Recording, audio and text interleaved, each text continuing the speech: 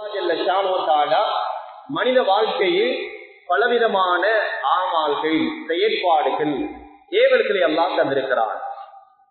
ஒவ்வொரு அமலுக்கும் ஒரு காலம் இருக்குகிறது. சில அமல்கள், சில வணக்கங்கள் அது நிரந்தரமாக எப்பொழுதும் நிறைவேற்றப்பட வேண்டும். இன்னும் சில வணக்கங்கள் அது சில காலங்களில் நிறைவேற்றப்பட வேண்டும். குறிப்பாக நாம் இருக்கும் இன்றைய இந்த தினம், இந்த மாதம், இதனை உயர்ந்து வரக்கூடிய மாதம், இதன் முன்னால் சென்ற மாதம், அதற்கு முன்னால் சென்ற ரமலானுடைய மாதம். ரமலானில் இருந்தோம், ஷவ்வாலை கழித்தோம், இதோ துல்காஜாவில் இருந்து கொண்டிருக்கிறோம், துல்ஹிஜ்ஜாவுடைய மாதத்தை எதிர்நோக்கிக் கொண்டிருக்கிறோம். அருமையான சகோதரர்களே, பெரியார்களே, ரப்புல் இஸ்ஸத் அல்லாஹ் ஜல்ல ஷானு தஆலா இஸ்லாம் என்னும் சத்திய சன்மார்க்கத்தை ஐம்பெரும் கடமைகளை கொண்டு கட்டியெழுப்பியிருக்கிறான். நாம் படித்திருக்கிறோம், தெரிந்திருக்கிறோம், நாம் தெரிந்து செயல்பட்டுக் கொண்டிருக்கிறோம். அந்த அடிப்படையில் நோன்புடைய வணக்கம் அது ரமலானுடைய மாதத்தில் நிறைவேற்றப்பட வேண்டும். யாரால் நோன்புடைய வணக்கம் ரமலானுடைய காலத்தில் நிறைவேற்றுவதற்கு தவறினார்களோ, சந்தர்ப்பம் எத்தவில்லையோ, அல்லது உடலில் ஆரோக்கியம் குன்றியவர்களாக இருந்து, நோயாளிகளாக இருந்து, அல்லது மார்க்கத்தில் அனுமதிக்கப்பட்ட பலவிதமான காரணங்களுக்காக, அல்லது மார்க்கத்தில் அனுமதி இல்லை இருந்தாலும் நோன்புடைய காலத்தில் நான் நோன்பு நோக்கவில்லை என்றிருக்குமாக இருந்தால், எதிர்வரக்கூடிய ரமலானுக்கு முன்னால் அந்த நோன்பை கலா செய்வது, அதனை நோட்பது, அதனை பிடிப்பது, அந்த கடமையை நிறைவேற்றுவது கட்டாய கடமை. சோதனை தெரியாது. பொதுவாக நோன்புடைய மாதம் வந்துவிட்டால் மட்டுமே நோன்பை பேசுவது, அதன் பின்னால் அடுத்த வருட ரமலானுடைய நோன்புடைய காலங்கள் வந்தால்தான் நோன்பை பற்றி பேசுவது, அதை நோக்க வேண்டும் என்ற உற்சாகம் வருவது. சோதரர்களை தெரியார்களே, அது நோன்புடைய ரமலானுடைய மாதம், அதை நோன்பு நோக்கப்பட வேண்டும். வயது வந்த, புத்தி சுவாதனம் உள்ள, உடலில் ஆரோக்கியம் உள்ள, உடலில் பலம் உள்ள யாவரும் அந்த கடமையை, ஆண் பெண் இரு பாலார்களும் அந்த வணக்க வழிபாடை நிறைவேற்ற வேண்டும்.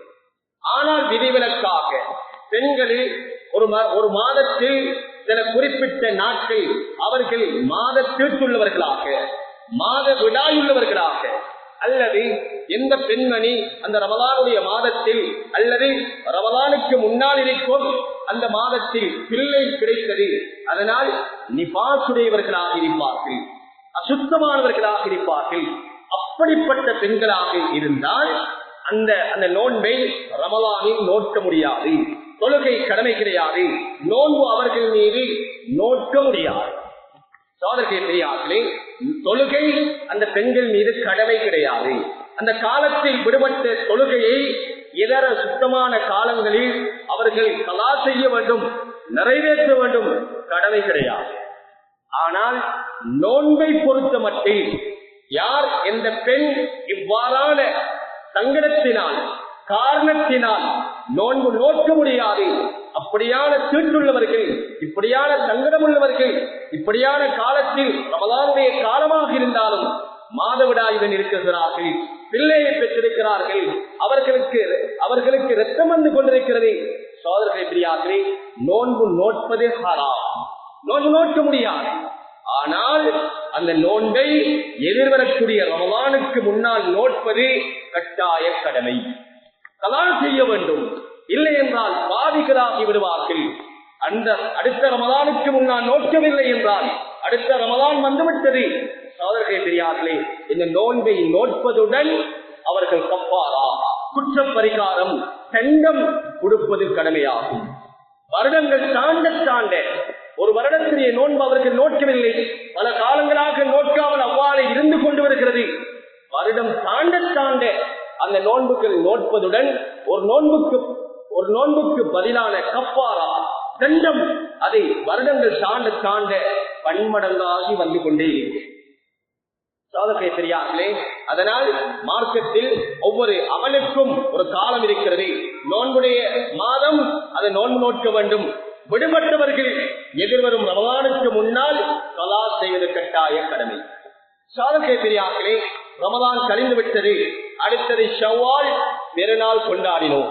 ஷவ்வாலுடைய மாதம், துல்காதாவுடைய மாதம், துல்ஹிஜ்ஜாவுடைய மாதம், துல்ஹிஜ்ஜாவுடைய குறை 10 வரைக்கும் உள்ள ஒரு நாட்கள், இது மிக அதி விசேஷகரமான கண்ணியமான மகத்துவமான ஒரு காலமாக அல்லாஹ் வைத்திருக்கிறார்.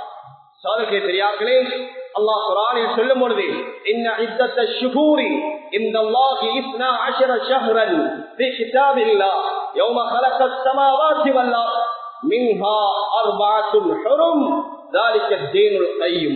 இந்த வானம் பூமி படைக்கப்பட்ட காலத்திலிருந்து படைத்தவனுடைய நிதி விதி அவனுடைய ஏற்பாடு வருடம் என்பது 12 மாதங்களை கொண்டது. வருடம் என்பது 12 மாதங்களை கொண்டது. அந்த 12 மாதத்தில் 4 மாதங்களை அல்லாஹு தஆலா மின்ஹா அர்பஅத்துன் ஹுரும், அதில் 4 மாதம் மிக சங்கை பொருந்திய மாதம் என்று குர்ஆன் சொல்லிக் கொண்டிருக்கிறது. அப்படியான ஒரு மாதத்தில் இருந்து கொண்டிருக்கிறோம். ஏன் இந்த காலத்தை மார்க்கம் சிறப்பித்திருக்கிறது, சிலாகித்திருக்கிறது, கண்ணியப்படுத்திருக்கிறது, மகத்துவப்படுத்திருக்கிறது என்றால் இந்த காலத்தில் ஒரு விசேஷமான ஒரு அமலை, ஒரு வணக்கத்தை, ஒரு வழிபாடை, ஒரு ஏவலை, ஒரு படிப்பினையை அல்லாஹ் வைத்திருக்கிறார். அதுதான் ஹஜ்ஜுடைய வணக்கம். அதுதான் ஹஜ்ஜுடைய வணக்கம். எங்களில் ஏராளமான தோழர்கள், சகோதரர்கள், பெரியவர்கள் இந்த வணக்கத்தை நிறைவேற்றியவர்கள் இருக்கிறோம். இன்றும் எமது பகுதிகளில் இருந்து ஏராளமான உடன் பிறப்புகள், எமது ஊரை சார்ந்தவர்கள் அந்த வணக்கத்திற்காக சென்றிருக்கிறார்கள்.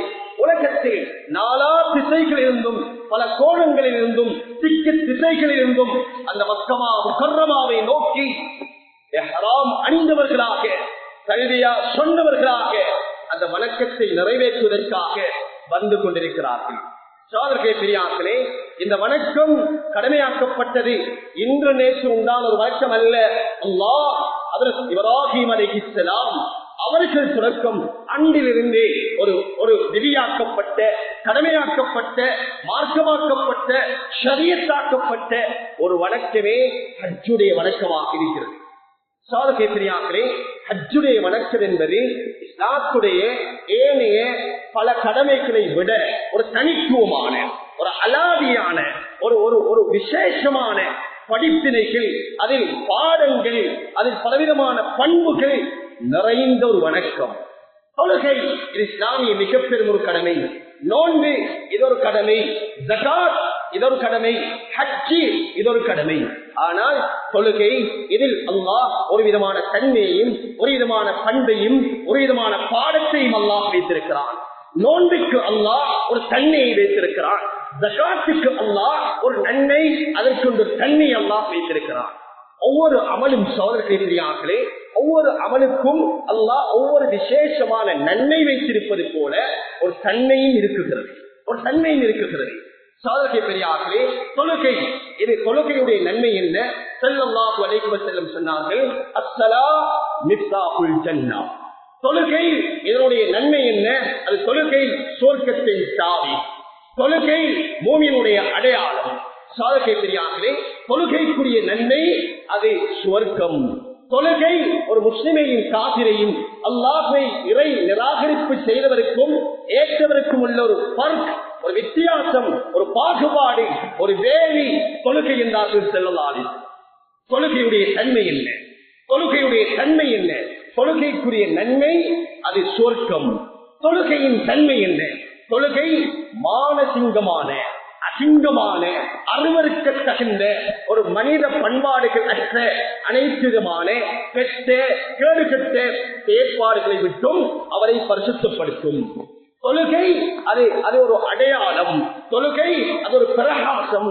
ஸல்லல்லாஹு அலைஹி வஸல்லம் சொன்னார்கள், யார் இருட்டிலே நடுநிசையிலே, யார் இருளில் மஸ்ஜிதுக்காக தொழுகையை நிலைநிறுத்துவதற்காக வருவார்களோ சொன்னார்கள் ஸல்லல்லாஹு அலைஹி வஸல்லம், கியாமத்தின் நாளையில் இவர்களுக்கு பலவிதமான பிரகாசம் கொடுக்கப்படும். தொழக்கூடிய மனிதர்களுடைய முகத்தில், அவருடைய வதனத்தில், அவருடைய முகத்தில் அழகான ஒரு பிரகாசம் இருக்கும், பிரகாசம் இருக்கும். சகோதரர்களே, பெரியார்களே, தொழுகைக்கு இந்த அல்லாஹ் ஒரு தன்மை வைத்திருக்கிறான். நோன்புக்கு இந்த அல்லாஹ் தன்மை வைத்திருக்கிறான். தொழுகை இது கடமை. இந்த தொழுகை நேரம் வந்துவிட்டால் யார் எங்கிருக்கிறாரோ, கடலில் இருக்கலாம், வயலில் இருக்கலாம், ஊரில் இருக்கலாம், அல்லது வீட்டில் இருக்கலாம், ஆகாயத்தில், பயணத்தில், விமானத்தில் பறந்து கொண்டிருக்கலாம். தொழுகையுடைய நேரம் வந்துவிட்டால் உரியவர் உரிய இடத்தில் அந்த இடத்தில் இருந்து கிபிலாவை முன்னோக்கி தொழுகை நிறைவேற்றப்பட வேண்டும். கிபிலாவை முன்னோக்கி தொழுகை நிறைவேற்றப்பட வேண்டும். நோன்புடைய காலம் வந்துவிட்டால் அவர் யார் எங்கிருந்த பொழுதிலும் சரி, கடலில் இருக்கலாம், தரையில் இருக்கலாம், ஆகாயத்தில் இருக்கலாம், வனாந்தரத்தில் இருக்கலாம், எங்கிருந்த பொழுதிலும் அந்த நோன்பை நிறைவேற்ற வேண்டும். ஜகாத்துடைய வணக்கத்தை எடுத்த மட்டும் யார் எங்கு பொருளீட்டுகிறாரோ, சம்பாதிக்கிறாரோ, அவர் உத்தியோகம் செய்கிறாரோ, வியாபாரம் செய்கிறாரோ, எங்கிருந்து அவருடைய இன்கமிங், அவருடைய வரவுகள் எங்கிருக்குமோ அங்கே அவர் ஜகாத் நிறைவேற்ற வேண்டும். எங்கிருந்தாலும் அதனை நிறைவேற்ற வேண்டும். ஆனால் ஹஜ்ஜுடைய வணக்கம் இது ஒரு அலாதியானது, ஒரு தனித்துவமானது. இது யார் மீது கடமை, எப்பொழுது கடமை, எங்கு இந்த கடமை நிறைவேற்றப்பட வேண்டும்?